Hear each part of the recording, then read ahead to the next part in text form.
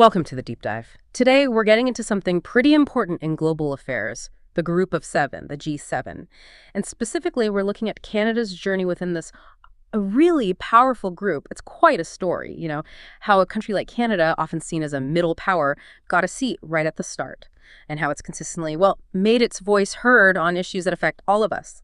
So our mission here is to unpack what the G7 is, obviously, but also how Canada became a founding member, and what kind of mark, often a very human-focused mark, it's made on the G7's agenda. Plus, why understanding all this is actually crucial for you in the bigger picture of global challenges. Exactly. And we've been digging into quite a bit of detail on G7 Canada, so we should be able to shed light on some really interesting aspects of its role. Okay, great. So let's unpack this right from the top then. What exactly is the G7? We hear the term all the time, but what does it stand for? What does it do? All right, so G7 just means Group of Seven. Mm-hmm. And it includes, seven of the world's biggest, wealthiest economies.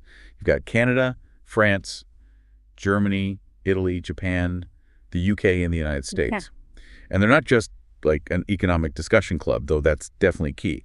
They meet up every year to talk strategy, coordinate how they'll respond to the really big global issues. That could be anything from, economic stability, security stuff, to climate change, environmental protection. Basically, it's about using their combined weight, their economic power, and their shared democratic values to push global agendas forward. Right. So the heavyweights coordinating on big global problems. But what I find fascinating is Canada's position. It was there right from the beginning, wasn't it? How did Canada manage that back in the, mid-70s? Secure a spot at that table with these huge economies. Yeah, that's a really good point. And it says a lot about Canada's standing. Even back then, Canada isn't just a member, it's a founding member. A founding member, okay. Yeah. It was included right when the group started taking shape, Right. evolving from something called the Library Group of Finance Ministers in '73. Its inclusion really underlined its global importance, the strength and stability of its economy.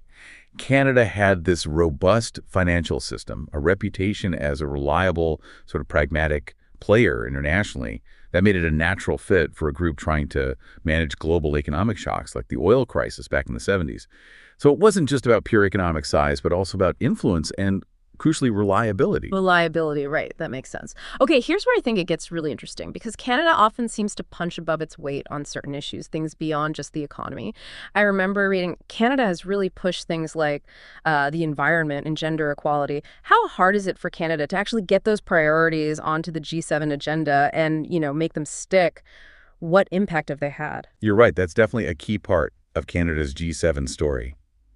While it started mainly focused on economics, Canada has consistently tried to broaden that scope, especially when it gets to host the summit.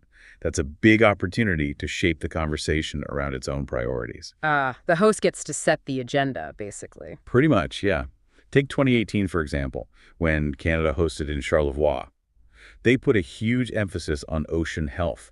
They launched something called the Charlevoix Blueprint for Healthy Oceans. Right, I remember that. Plastic pollution was a big part of it. Exactly. And illegal fishing, too. It wasn't just talk. It laid out concrete actions for G7 countries. They pushed for real commitments. And it's similar with gender equality. Canada hasn't just, mentioned it. They've actively pushed for integrating gender-based analysis into all G7 policies, trying to make sure decisions don't accidentally hurt women. Which sounds simple, but I imagine it's quite complex to implement across different countries' policies. Oh, absolutely. Some might see it as soft stuff, but it's fundamental to making sure economic and security policies actually work for everyone. Canada's persistence means these issues are now, firmly part of the G7 conversation, not just side events. It takes sustained diplomatic effort. That really shows how consistent advocacy can make a difference, even in these high-level forums. So, let's zoom out a bit. What does all this G7 involvement mean for Canada? Why is being part of this group so vital for Canada's foreign policy, its place in the world? Fundamentally, the G7 gives Canada a direct, invaluable channel to engage with world leaders on issues that hit close to home, things affecting its own people and economy. So direct access. Direct access, exactly. It's not just about shaking hands. It's about having a seat at the table when major decisions on trade, climate, security are being hashed out and coordinated. This platform lets Canada actively promote its own national interests, strengthen those crucial international partnerships, and, tackle those shared global challenges more effectively than it could alone. Plus, being in the G7 significantly boosts Canada's soft power. Soft power. Can you unpack that a little? Yeah, so that's its ability to influence others through attraction and persuasion, rather than forcing them. Being at the G7 table kind of validates Canada's positions. It allows initiatives like its focus on gender equality to gain traction globally, maybe get picked up by other influential countries. So it amplifies Canada's impact way beyond just its economic size. That's a really interesting point about soft power and amplification. But let's be real, how does Canada make sure its voice doesn't just get valued politely, but actually leads to policy changes? Especially if its ideas clash with, say, the US or Germany, these much larger economies. Does Canada, as a middle power, truly get heard? Does it shift the dial? It absolutely does, yeah. Look, Canada might be termed a middle power economically compared to some others in the G7, but its influence often stems from being seen as a trusted convener, a pragmatic bridge builder. A bridge builder? How so? Well, sometimes it can act as a key link between, say, the US and the EU bloc, who might have more polarized views on an issue. There have been times leading up to G7 summits where Canadian diplomats were apparently instrumental in finding compromise language on tricky policy points. They leveraged that reputation for stable diplomacy, for being committed to multilateralism working together. It's not just about economic muscle. Its voice gets valued because it often brings really well thought out cooperative proposals to the table, proposals that are hard for others to just dismiss.